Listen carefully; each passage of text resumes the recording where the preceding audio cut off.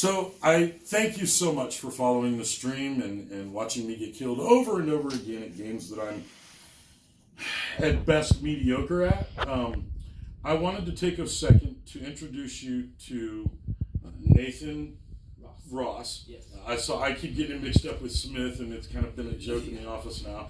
But I want to introduce you to Nathan Ross, and he's going to tell us about FosterAdopt Connect. They're one of the two charities that you'll be donating to as you're watching the stream. And I wanted you to get an opportunity to know them, and we're going to partner with them, and we're going to move forward that way. So without me running my mouth anymore, thank you very much for doing this interview. Yes. I very much appreciate it. Yes. Feel free to talk to whoever you would like to talk to. And I just run my mouth and sound like an idiot. So go ahead. So as you said, I'm Nathan Ross. I work at FosterAdopt Connect, and I started here because I'm an adopted person. So I was adopted from foster care as a teen. And after a couple years at college, I really wanted to start doing other things with my life. And so I began working in this field, working with teens who wanted to craft their own stories and be able to talk about their experiences in foster care. And 8 years later, I'm still here. I'm doing different work now, a little bit, a lot more administrative work, but I oversee some programming that I've been able to develop myself and that has been developed to help other foster and adopted children. Oh, that's awesome. Yep. That is really cool. So I didn't know if I wanted to do it this early in the interview, but I want to kind of address some of the myths that we have out there, Okay. right?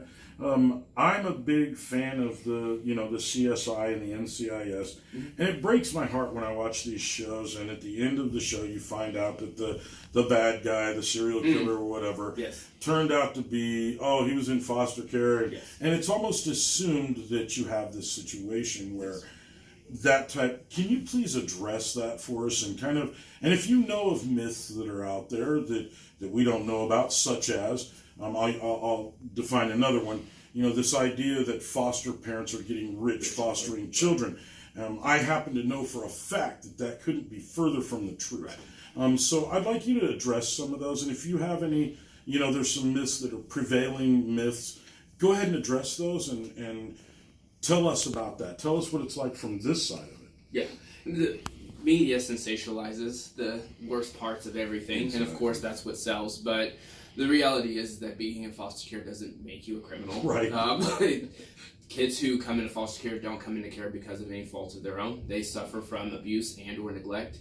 That does create some adjustments to society that sometimes present as behaviors for kids. Typically, if they are able to have a permanent family, that stuff corrects itself. And so it's, adjusting to their environment and trying to survive.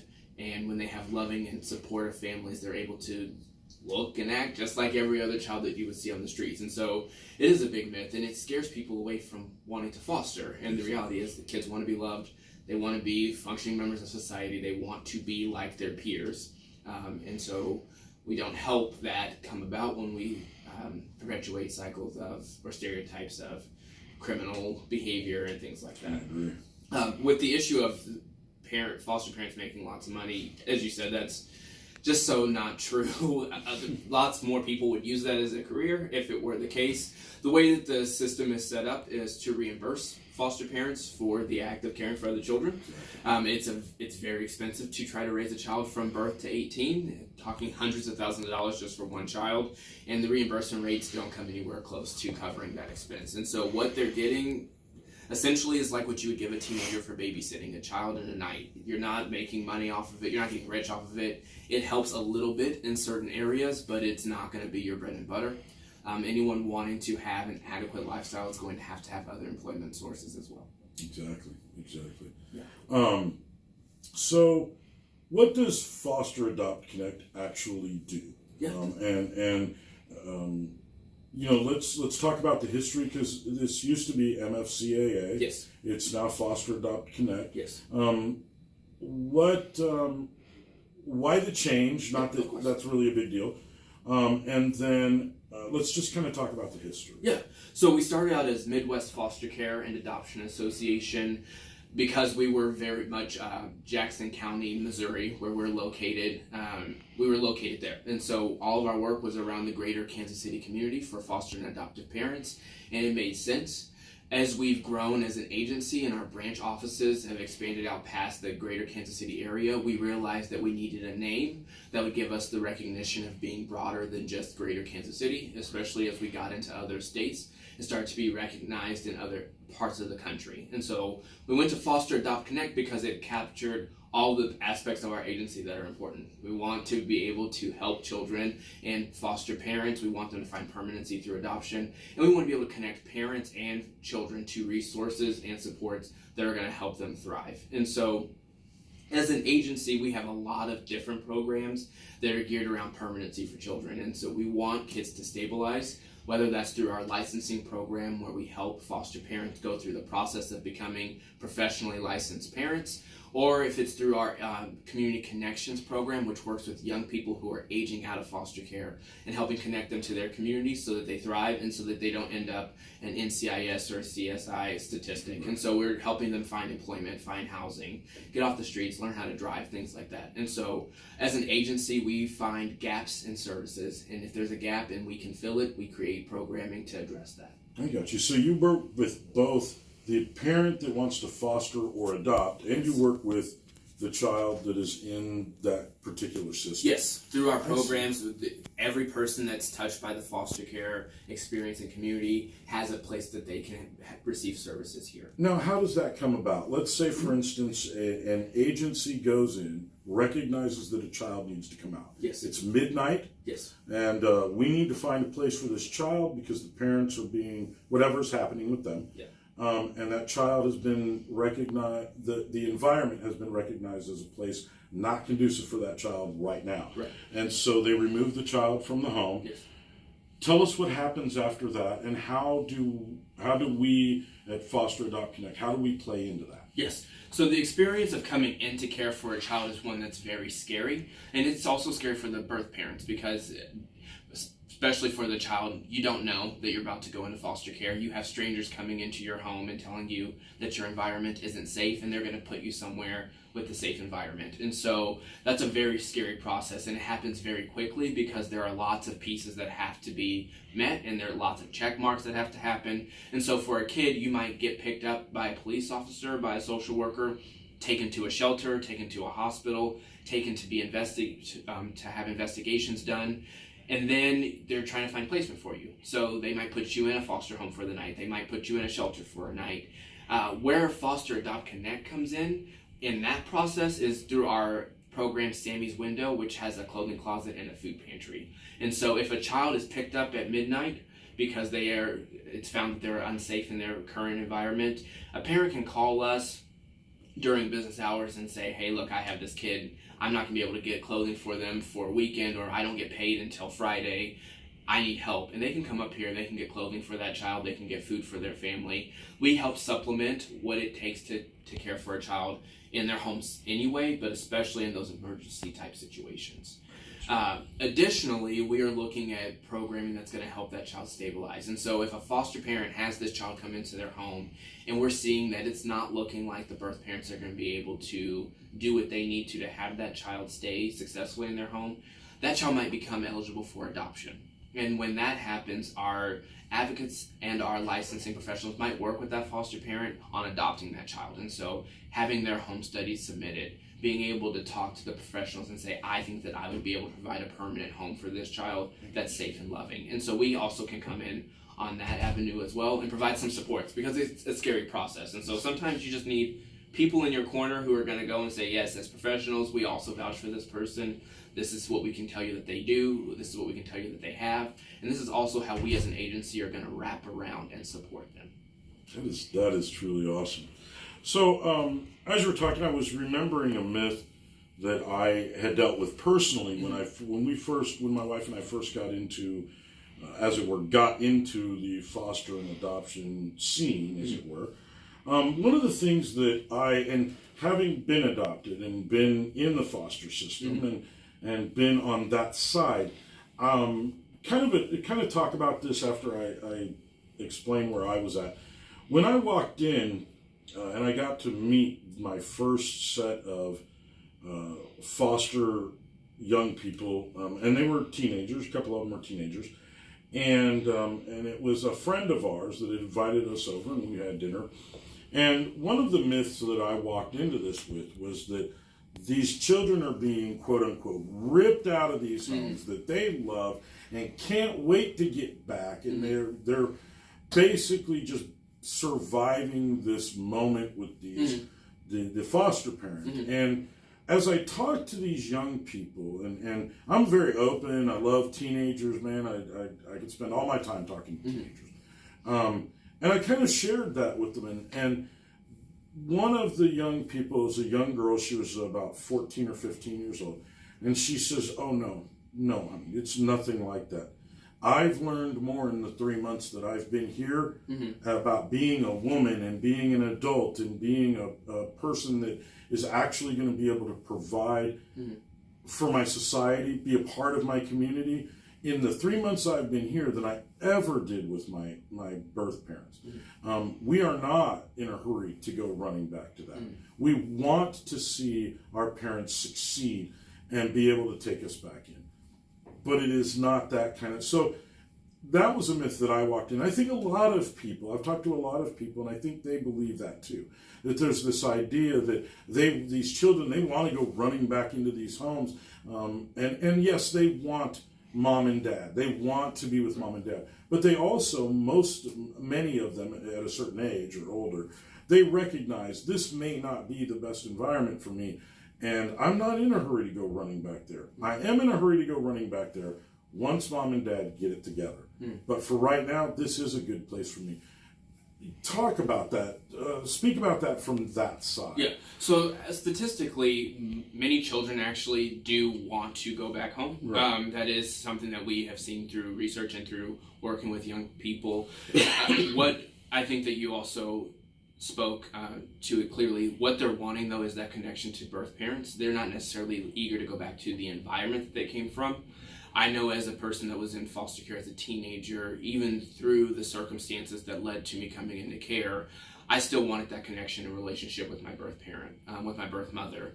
What we see is that many children who age out of foster care, who are kicked out of foster care system because they've turned 18, they do actually go back to birth family because that's all that they've known. But there is a desire also to have a better life and to be able to contribute to society.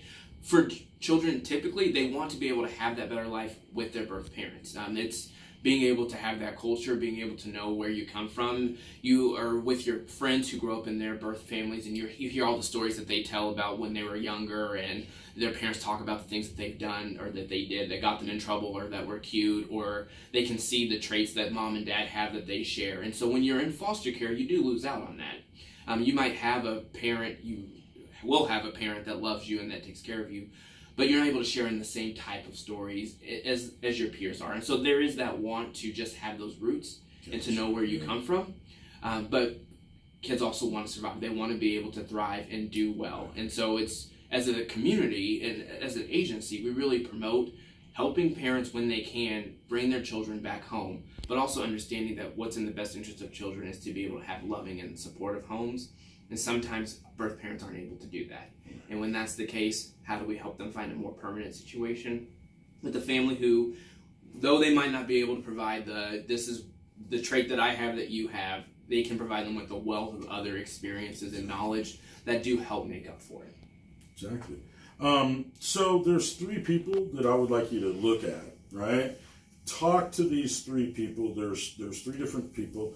The first would be the person that's watching this and they're going, you know what, I've donated, but man, I really want to do more. Like, this has really touched my heart. I want to do more. Or they had the opportunity. And if you guys get a chance to watch the movie Instant Family, it is a beautiful movie, but have lots of Kleenex.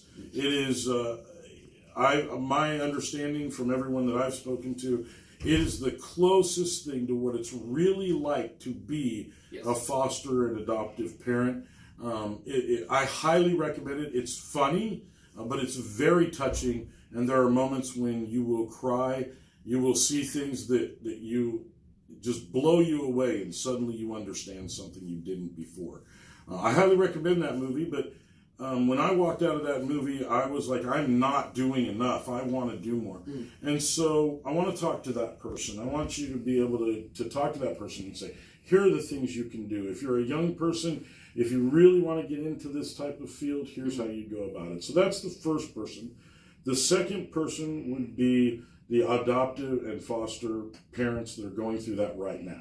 Those that are already in the middle, they already know what's going on. They're watching this stream and they're going, man, this is kind of cool, and just kind of talk to them.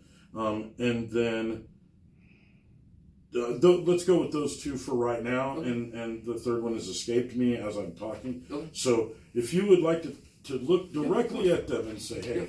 Absolutely. So for those who are interested in doing more, and which that's part of what we as an agency are looking for, are always people who are willing to volunteer. There are many opportunities within your community, because I don't assume that everyone will be in the Kansas City area. No, right? as a matter of fact, this is kind of an international reach. So I would recommend you get in your community and find where you can help. Finding nonprofit agencies, even city, state, country-run agencies that have the need for volunteers to help with mentoring kids, putting on food drives, putting together clothing drives, being able to provide support. We call it respite, which is basically you're able to allow a child to come and have fun somewhere while parents are able to recharge. If they're working with kids who have suffered a lot of trauma and have a lot of responses to that trauma that are draining. So that's one way, volunteering your time. Obviously, there is not enough money that goes into child welfare. It is an issue that doesn't matter your political affiliation. Everyone understands the need for protecting children, but it doesn't generate money. Children don't vote. And so it's hard for systems to put lots of resources in terms of dollars into that, into this area. And so anything that you're able to donate to your local community to help make sure that children have safe and stable families is absolutely crucial. There's also fostering and adopting, and so kids need families. In the United States, we have hundreds of thousands of children in foster care, and about 20,000 of those children every year will age out of the foster care system. And so that's a lot of children that we as a national community have said, we recognize that your birth family situation isn't good and we're going to do better, and then they linger in care and we don't actually do better. And so being able to say, I can take a child into my home, or I can take a sibling set into my home, and I'm going to foster them, I'm going to allow them a temporary shelter, or I'm going to adopt them and make them a permanent member of my family, goes a long way. I can absolutely say that I would not be where I am today if I didn't have my adoptive family. And so I know from personal experience how important it is. I know from working in this field for almost 10 years how important it is, and I can see the difference in the young adults who age out of care without supports, and then those who age out or who enter adulthood with permanent families. So absolutely, if you want to get involved, fostering, adopting, volunteering are all great ways. For our young people who might be looking at this and thinking, well, I'm not old enough yet that I want to start a family, I don't have a lot of money, and I might not have a lot of time, but you're looking for a career opportunity, we also need lots of social service workers. And so this is a field that, again, you don't get into it because you want to make a lot of money, you get into it because you want to make a difference. And there's an absolute need for social service providers, social workers who want to get into this field and say, I want to help a child find that permanent family. I want to help a parent go through and become licensed. I want to be able to help a birth parent do what they need to have their children brought back home. And so I would also recommend that as well.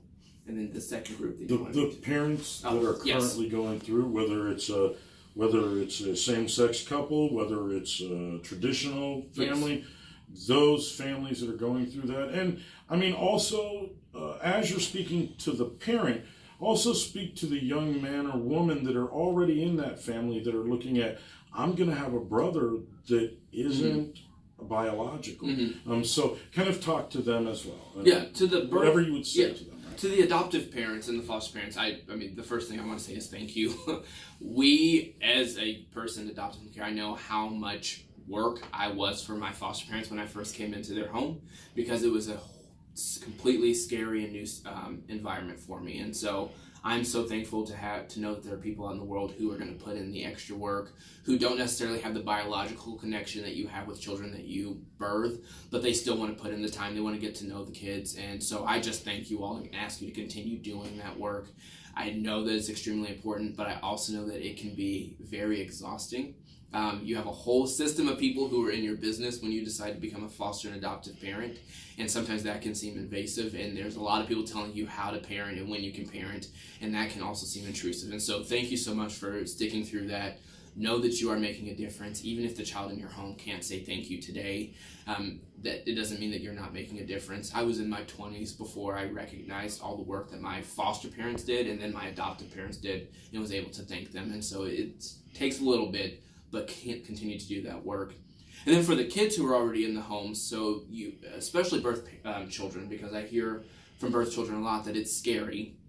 I would say that, yes, absolutely, it is scary, and it's something that can also be very exciting. And to know that you're allowing other children to come into your home to be a new brother or sister who haven't necessarily had the same opportunities that you had when you were growing up is very cool. And you have an opportunity to really be another support for this child as they're coming in. I think it's also important to stay in communication with your parents and letting them know how you're feeling and what's going on for you, because if your parents are foster parents, children might come in and out of your home, and that can be scary as well, and that can be a loss. You're almost losing a brother and sister every time a child leaves, and so that can be very painful. But I just ask that you stick it out with your parents and really continue to encourage them to continue doing the work that they're doing. Be a support for that new brother or sister, because you do make a difference. The first memories I have in my adoptive home are with my siblings, and how supportive they were when I came into the family helped me adjust to being in that family. And so without them, I would have had a much harder time adjusting to new parents. And so you all do make an absolute difference as well. All right. Well, with that, I'm going to conclude the interview, although we're going to continue to record. Nathan has offered to give us a tour of this particular facility. You'll get a chance to see some different things. But with that, I just want to say thank you, Nathan, for your time in the interview. And I'm basically going to have Whitney kind of walk around us. Whitney's recording. You guys have seen Whitney a couple times in my stream. But she's going to kind of follow us around. And he's going to direct us kind of where, because there are some things due to privacy and legal issues we do not want to record, and that's okay. So he's going to kind of direct that. So with that said, let's go take the tour if you're cool with that. Yep, so we will come through here. Most of our space in this agency is administrative offices, but we can walk you through there. So this area right here is where the social workers who work with our young people who are aging out of foster care, this is where they work. And so the people on this team were in foster care themselves, and so they had that experience that they used to work with the young adults that are in the program. Now I want to kind of show, pan back over here. There's 4 seats here. Maybe there's a 5, a 5th seat? Yep. How many people did you say age out every...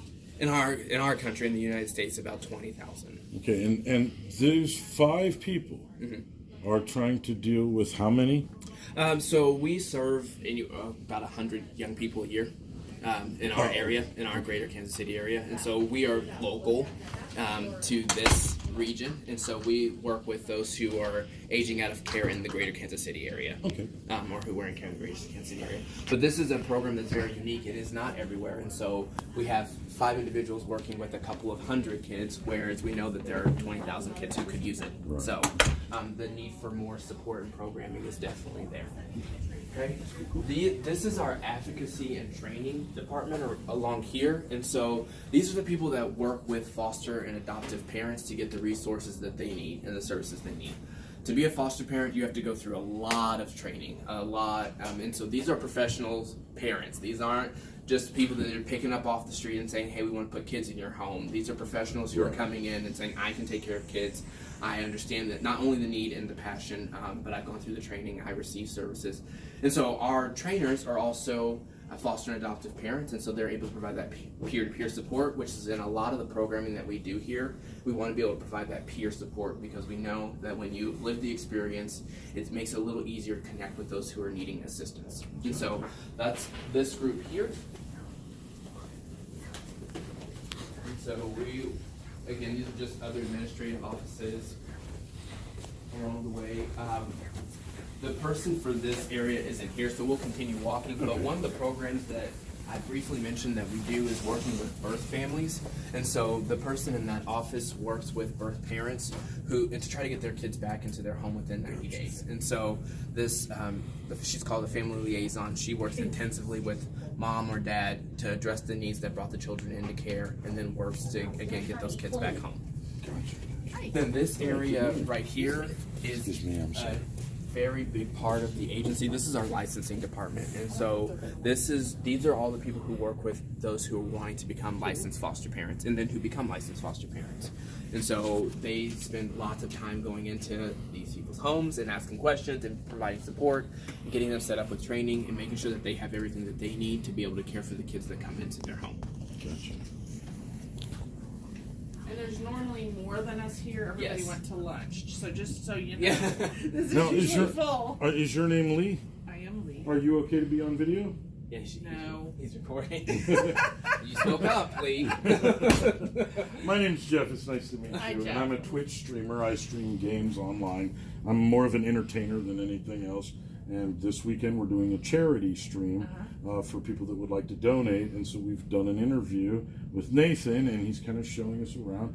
And this is going to be posted up so that people can see what it is they're donating for.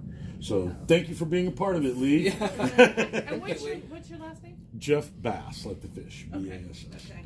So. Very good. Yep. Sorry, Nathan. No, you're Need to fine. jump in Absolutely. there. No, that's what we need.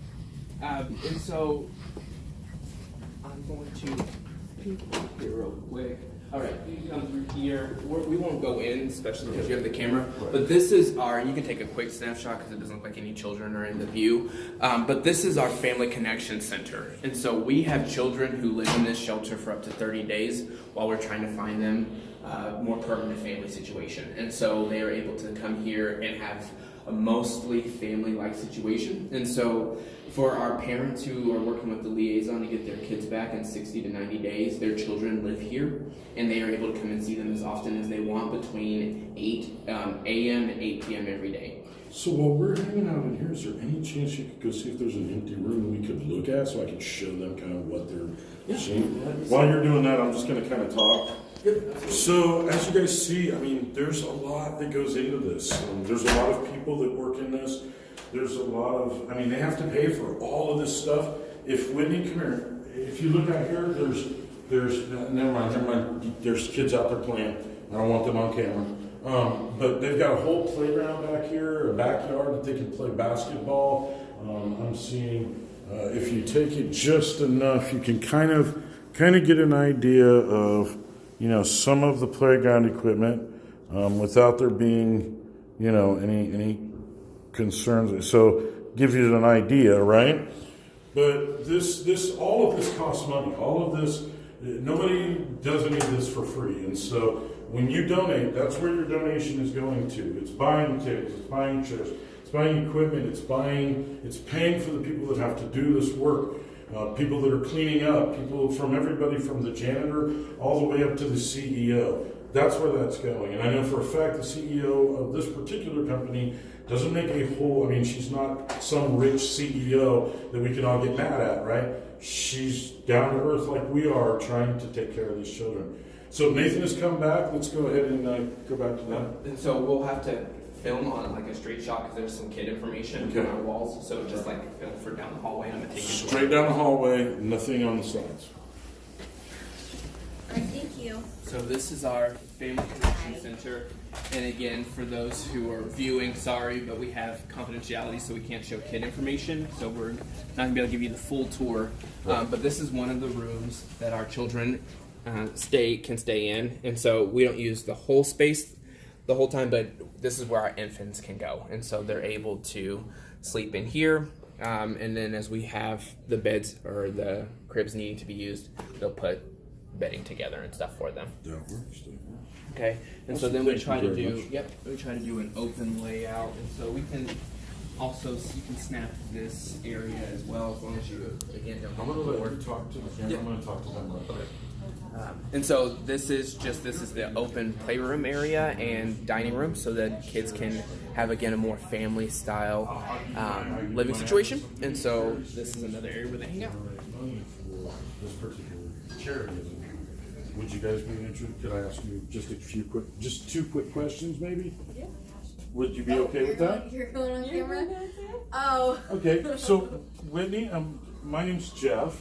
Hi, I'm Stevie. Hi, Stevie. Record this. Oh. Oh, yes. You're not Okay. able to. Okay, my bad. Sorry, guys. So here's the deal. There is private information on the walls behind us. Here we go. We can go right here. So hold it up. Look at me. There's private information on the walls behind us that we don't want on camera. And so I've gotten a chance. You guys just saw the room, and these two young people right here. Your name is Stevie. Stevie. Come on right over here. And Brianna. This is Stevie and Brianna, and it looks like, if I'm correct, they're working with these kids every day. I mean, they see them. This is life for these children. This isn't an 8-hour job. This isn't. I'm sorry. This isn't a 12-hour, 16-hour overtime shift for them. This is their home. And these are the people that give it a home, that make it home. So tell me what it's like to work here, and I'm just going to kind of be organic. You guys can interrupt each other if you want. You can talk. But yeah, we're running, but just what's it like to work here? What is the most rewarding thing about this? Every job has something we don't like, so we're not going to worry about that. But what's the most rewarding thing about this? And then we'll leave you guys alone and get back to it. Just living everyday life with them is rewarding. Taking them places, going and doing things with them, watching their different reactions to things that they've never done before, like going to Science City or simply going skating is fun to take them to go and do things and just live their life with them. I agree. Trying to build that bond between parents and helping children have like their supervised visits and helping parents like pick better parenting options and stuff like that is also a part of our job. We do supervised visits, so we help the family and connect with them. We're actually called the Family Connection Specialist, so that's a good part of the job as well. Good deal. Yes. Well, I just wanted to give them an opportunity to speak with you guys as well. So I'm going to leave them alone, but I've got to get some love here. Thank you so much for what you do. Thank you. It means you. as an adopted parent, or as a parent who adopts and deals with the foster, you guys are the front line. You guys are with these kids every minute of the day. And I really appreciate what you guys do. I love you guys, seriously. So, thank you very much, and we will get out of your hair. Thank you. Thank you for giving us an opportunity to actually come back in this area. I truly appreciate it. I know that's probably not the easiest thing to do because of this problem. Luckily, the kids are outside right now, so. We want to be careful. Like you can get right straight down, but don't go over there. I don't want any of the kids on video Right at all. straight down isn't the beautiful part, so. What's that? Oh yeah. So now, walk you. Do you have anything in my office that you left? I don't. I can take you through No, the we're good. shoot. So one of the program area that we're going to next is recruitment programs, and so this program is geared for children who have lingered in care too long. And so what our recruiters do is that they attempt to they revisit that family tree and find supportive people who are able to take those kids and put them in their homes so the kids don't stay in the foster care system. Gotcha. So we'll go through here. Okay, while we're going through here, keep that down. People may not want their face on video, and that's okay. And so this is, we can do a real quick snapshot. They're recording right now, and so we don't want to just put you on camera if you're not okay with it, but are you okay with me? Yeah, that's fine. Okay, and so you can if you want to.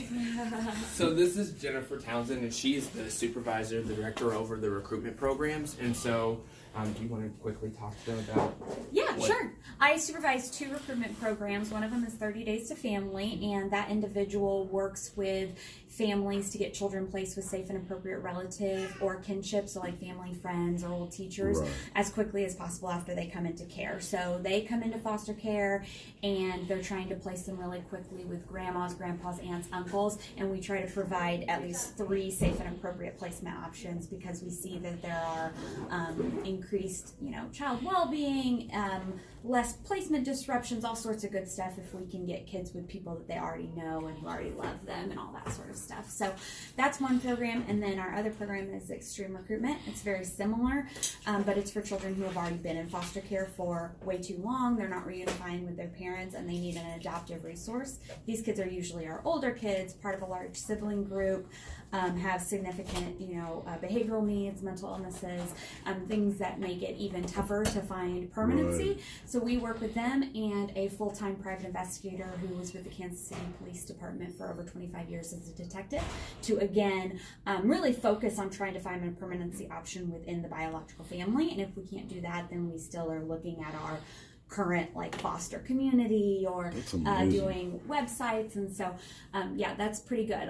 Most of our adoptions do come from family, but not all of them, and we're able to increase the percentage of adoption for our kiddos from less than 20% usually to about 70% of the kids we work with. So. Good deal. Yeah. Well, thank you, Jennifer. Thank you for talking to us. thank I truly you. appreciate it. I'm going to be sending Nathan, well, he's got it, but I'm going to, if you wouldn't mind, go ahead and send my Twitch link to everybody in an email that we talked to, or that even if we didn't, so that they could jump on there and kind of see what we're doing. And I'm also going to probably post this up on YouTube so that it's live and they can watch that interview at all anytime they want.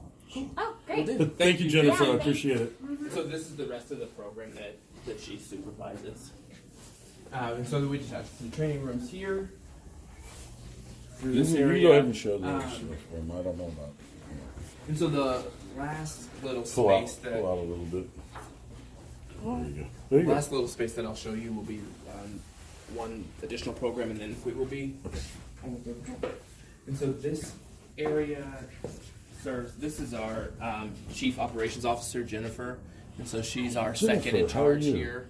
Hi, how are you both? Ms. Johnson, nice to There- meet you. My name is Jeff Bass. We are Jeff. recording right now. Is that okay that we? Sure. Hi. Okay, back up a little bit. Oh, I'm sorry. Go ahead, Whitney. Hi, Whitney.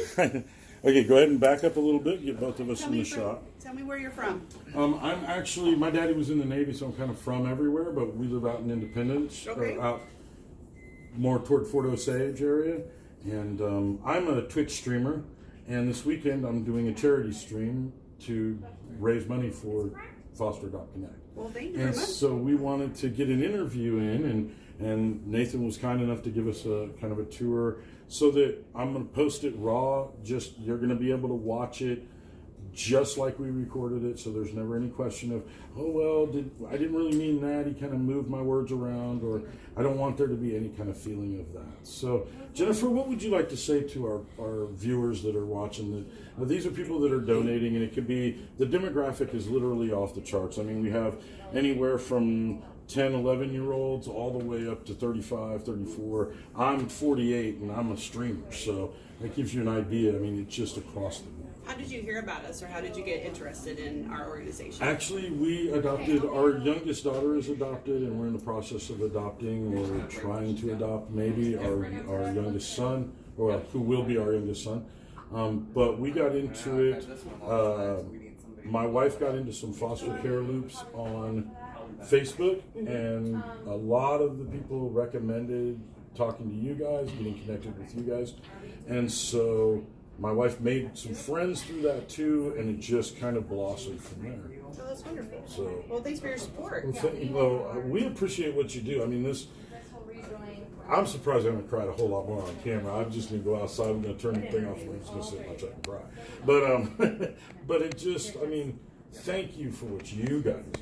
I mean, you and every single person that works in here, taking care of our babies, man.